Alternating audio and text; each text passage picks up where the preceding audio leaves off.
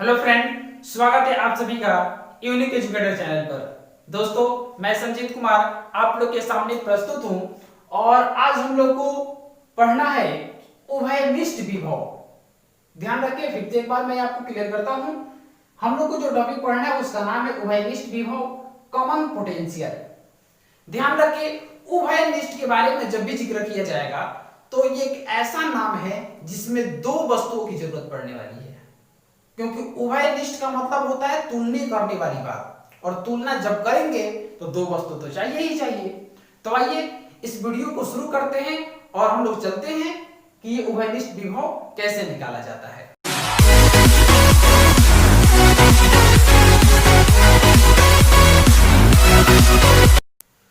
तो चलिए शुरू किया जाए। अब क्या करेंगे, हम इसको समझने के लिए आपके बोर्ड पर दो फिगर ड्रॉ करेंगे।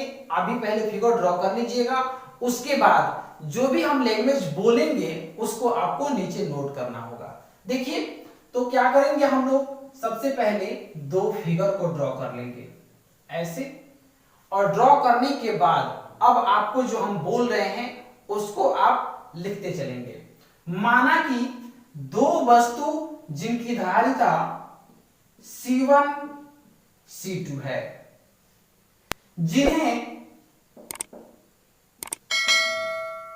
Q1 Q2 आवेश दिया जाता है, तो इनका विभव बढ़कर V1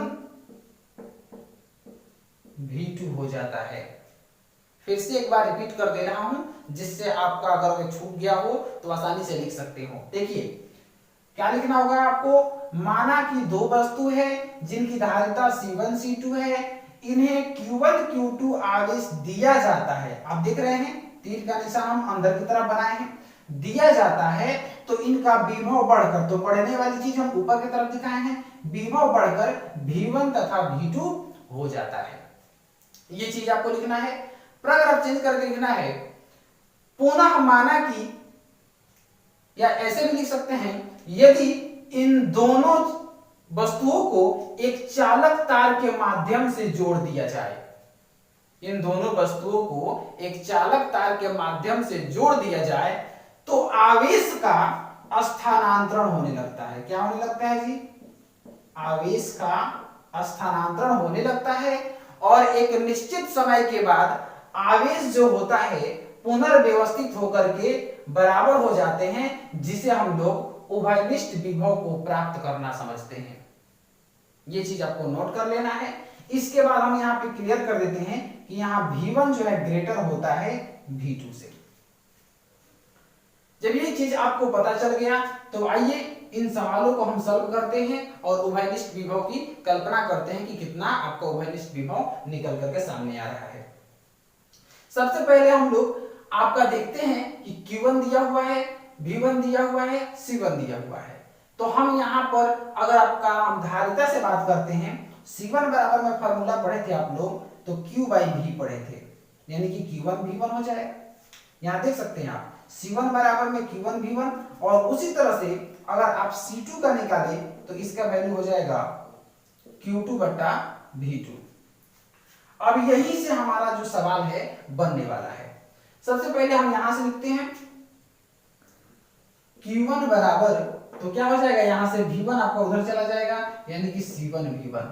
उसी प्रकार Q2 बराबर हो जाएगा C2 V2, और इन दोनों को आप मान लीजिएगा इक्वेशन फर्स्ट।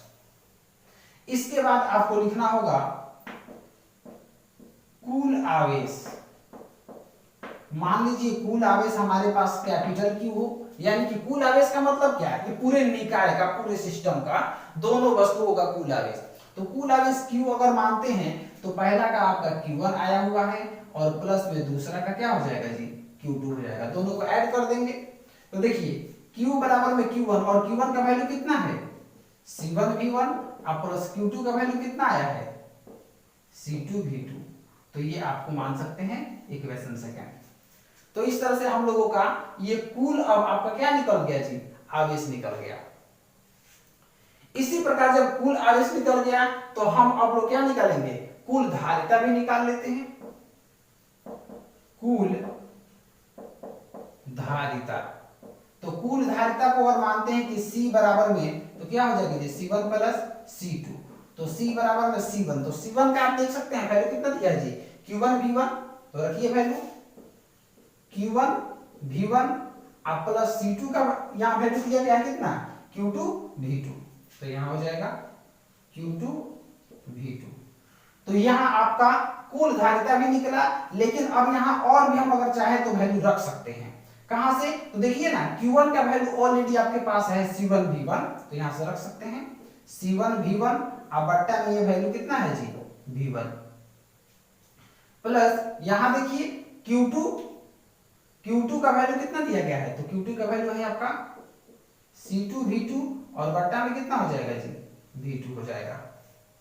तो इस तरह से हम यहाँ पे क्या कर सकते हैं जी कुल आपका धारिता भी निकाल सकते हैं, ये इक्वेशन नंबर 3। तो ध्यान रखिए हम ये जो वैल्यू निकाले हैं ये केवल दो वस्तुओं के लिए है। कितना वस्तुओं के लिए, दो वस्तुओं के लिए आपके सामने ये फॉर्मूला निकल करके आया है, यानी कि कुल आवेश के लिए, आपका कुल धारिता के लिए। अब इसके बाद अगर हम चाहें तो कुल विभव का भी हम फॉर्मूला निकाल लेते हैं। तो आइए कुल विभव कैसे निकाला जाता है उसको भी देख ले। देखते हैं हम लोग कुल विभव। देखिए तो कुल विभव को V मानते हैं तो V बराबर में हो जाएगा V1 प्लस V2, यानी कि टोटल पूरा निकाय का अगर हम बात करते हैं तो V हो गया और पहला का V1 दूसरा का V2, तो V बराबर में V1। तो यहां से देख सकते हैं आप V1 का वैल्यू अगर हमें निकालना हो तो V1 का वैल्यू कितना हो जाएगा जी, तो ये चीज अब आपका C1 नीचे चला आएगा यानी कि Q1 बटा C1, और उसी प्रकार यहाँ V2 का वैल्यू अगर हम निकालते हैं तो कितना वैल्यू हो जाएगा जी Q2 बटा C2। चलिए हम वहां वैल्यू रखते हैं, V1 का वैल्यू आया है Q1 बटा C1 आप प्लस V2 का वैल्यू कितना आ गया Q2 बटा C2। तो इसके बाद आप ध्यान रखेंगे कि यहाँ हम समीकरण 1 से भी लिख सकते हैं, समीकरण 1 से। और समीकरण 1 आप लोग देखे होंगे क्या दिया गया है वैल्यू, आप अपने कॉपी में ध्यान रखें, दिया गया है V बराबर में, अब यहाँ Q1 का वैल्यू दिया गया है, Q1 का वैल्यू कितना दिया गया है, तो यहां से भी अगर आप चाहें तो देख सकते हैं Q1 का वैल्यू हो जाएगा C1 V1, वैल्यू रख सकते हैं वहां पे C1 V1 अब बट्टा में C1 प्लस यहां कितना हो जाएगा जी C2 V2 और बट्टा में कितना हो जाएगा जी C2। तो इस तरह से हम लोग ये कुल विभव निकाल लिए। आप इक्वेशन नंबर इसे 5 मान लीजिएगा, 5 तक माने थे हम लोग ना, तो ये 5 हो जाएगा। तो इस तरह से हम लोग देखें कि उभयनिष्ठ विभव हम लोगों का ये प्राप्त हो चुका है, और यही उभयनिष्ठ विभव हम लोग को निकालना था। परंतु एक बात याद दिला देते हैं कि ये केवल दो वस्तुओं के लिए है। जब भी आपसे दो वस्तुओं की तुलना के विषय में पूछा जाए, विभव निकालने के लिए पूछा जाए, तो इस तरह का फॉर्मूला हम लोग निकाल लेंगे। आइए एक और भी हम आपको बात बता देते हैं, यदि n वस्तु के लिए, यदि n वस्तुओं के लिए बात किया जाए कि विभव का वैल्यू निकालिए, तो बहुत ही आसान है। V बराबर में हम ऐसे ही सॉल्व करते चलेंगे, देखिए ना C1 V1 बट्टा में C1 प्लस C2 V2 बट्टा में C2 और डॉट डॉट ये कहां तक चला जाएगा जी Cn Vn बट्टा में Cn तक, यानी कि हम n वैल्यू का अगर हम बात करते हैं यानी कि n वस्तु का, तो ये n टर्म तक हम क्या करते चलेंगे जी उसे ऐड करते चलेंगे, और यही हम लोग का निकल करके आ जाएगा n वस्तुओं के लिए उभयनिष्ठ विभव।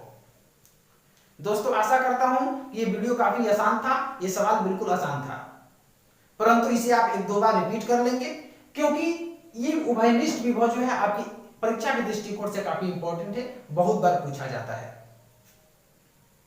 तो दोस्तों अगर आप मेरे चैनल पर नए आए हैं तो चैनल को अवश्य सब्सक्राइब कर दें, बेल आइकन को प्रेस कर दें। आपको इसी तरह का मतलब कि वीडियो जो है इस चैनल पर मिलता रहेगा। इसी तरह के वीडियो देखते रहने के लिए आप मेरे चैनल पर बने रहें। हम आपसे मिलते हैं नेक्स्ट वीडियो में, तब तक के लिए धन्यवाद।